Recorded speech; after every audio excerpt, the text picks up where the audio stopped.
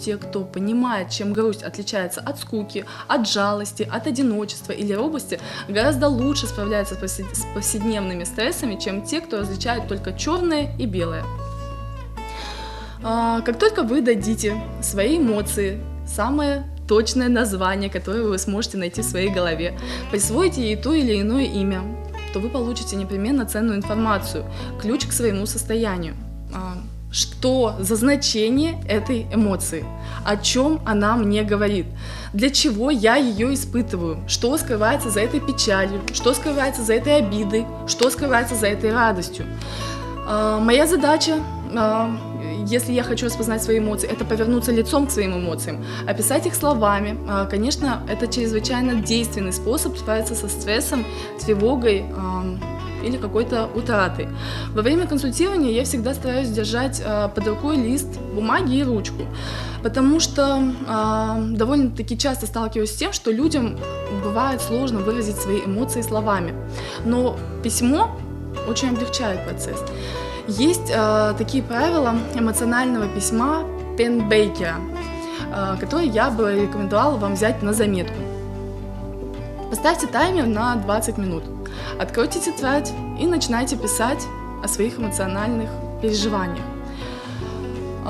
Пусть это будут эмоциональные переживания за прошедшую неделю, пусть за месяц, пусть за год, пусть это вот какая-то сиюминутная ситуация.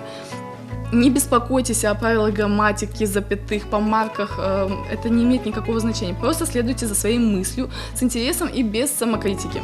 Вы пишете для себя, а не для кого-то. Повторяйте это упражнение несколько дней подряд. Вы заметите довольно-таки скоро какие-то плоды своей работы. Исписанные страницы вы можете выбрасывать или, если вы романтичны, можете выбрасывать в бутылку и отпускать в море.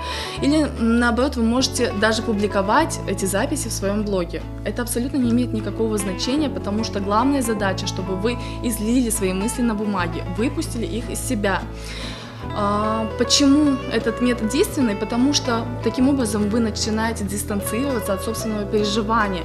Вам это необходимо, чтобы увидеть ситуацию со стороны. Таким образом развивается осознанность, поэтому начинайте, если вам сложно, начните с фраз. Вот теперь я знаю, что вот мне в голову пришло, что причина в том, что мне стало ясно, я понимаю, тогда дальше вам писать будет легче. Вам удастся отделить себя от мыслящих, чувствующих. Эта дистанция позволит взглянуть на проблему с новой стороны и сорваться с крючка, двинуться вперед в решении той или иной жизненной задачи. Так вы избавитесь от мусора, который накопился, скажем так, в пространстве между импульсом и действием.